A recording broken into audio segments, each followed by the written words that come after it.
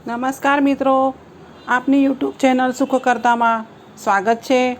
અત્યારે ભગવાન શિવને સમર્પિત એવા શ્રાવણ માસ ચાલી રહ્યો છે, તો આપણે અત્યારે શિવજીના 12 જ્યોતિર્લિંગોની વાત આપણા ચેનલ પર કરીશું। જો આપને પસંદ આવે તો આપ કમેન્ટમાં અમને જણાવો, તો અમે આગળ બીજા જ્યોતિર્લિંગો વિશે પણ આપ સાથે વાત કરીશું। ઓમ ગંગ ગણપતે નમો નમઃ। ચાલો મિત્રો, આપને શિવજીના દ્વાદશ જ્યોતિર્લિંગમાં ત્રીજા જ્યોતિર્લિંગ શ્રી મહાકાલ એટલે કે મહાકાલેશ્વર જ્યોતિર્લિંગ કે જે ઉજ્જૈનમાં આવેલું છે તેના વિશે વાત કરીએ। ઉજ્જૈની નગરીમાં વેદપ્રિય નામનો એક શ્રેષ્ઠ બ્રાહ્મણ રહેતો હતો। તે ધર્મપરાયણ બ્રાહ્મણ નિત્ય વૈદિક કર્મોના અનુષ્ઠાનમાં તત્પર રહેતો, દિન પ્રતિદિન અગ્નિહોત્ર કરતો અને શિવ પૂજામાં મગ્ન રહેતો હતો। તે નિયમ પ્રમાણે દરરોજ પાર્થિવ શિવલિંગ બનાવી ભક્તિભાવપૂર્વક તેની પૂજા કરતો હતો। એને પોતાના જેવા શિવભક્ત 4 પુત્રો હતા। એમના ભક્તિભાવના લીધે આખી અવંતી એટલે કે ઉજ્જૈની બ્રહ્મતેજથી વ્યાપ્ત બની ગઈ હતી।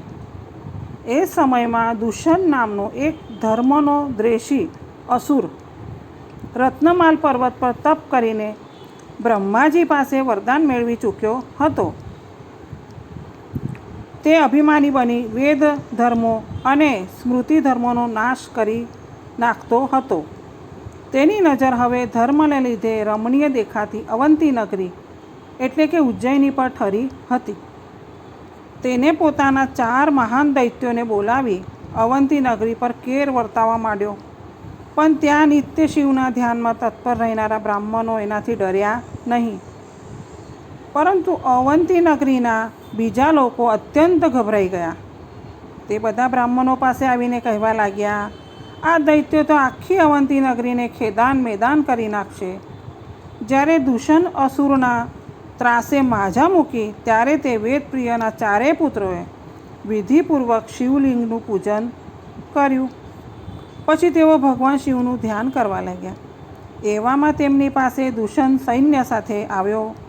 તે દુષ્ટાત્માએ બ્રાહ્મણોને તથા વેદપ્રિયના 4 પુત્રોને મારી નાખવાની ઈચ્છા કરી કે તરત જ પાર્થિવ શિવલિંગના સ્થાને પ્રચંડ અવાજ થયો અને ત્યાં સાથે જ ત્યાં એક મોટો ખાડો થઈ ગયો અને તે ખાડામાંથી તુરંત જ વિકટ રૂપ ધારી ભગવાન શિવ પ્રગટ થયા કે જે મહાકાલ નામથી પ્રસિદ્ધ થયા।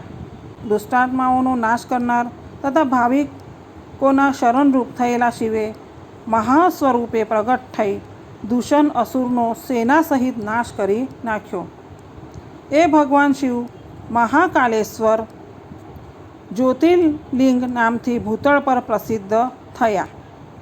એમના દર્શન કરનાર મનુષ્ય જે કામનાઓ રાખે છે તેના તે મનોરથ સફળ થાય છે। ભાવપૂર્વક એમનું પૂજન કરનારને અને ધ્યાન ધરનારને આ લોકમાં ઘણા સુખ ભોગ ભોગવવા મળે છે અને અંતે મોક્ષની પ્રાપ્તિ થાય છે।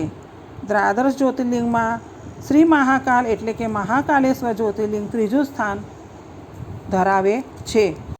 જો આપ સૌને અમારો વિડીયો પસંદ આવ્યો હોય તો અમને કમેન્ટ કરીને જરૂરથી જણાવજો અને અમારી ચેનલને લાઈક, શેર અને સબસ્ક્રાઈબ કરજો અને કંઈ ભૂલ હોય એમાં તો અમને કમેન્ટમાં જરૂરથી બતાવજો। ધન્યવાદ।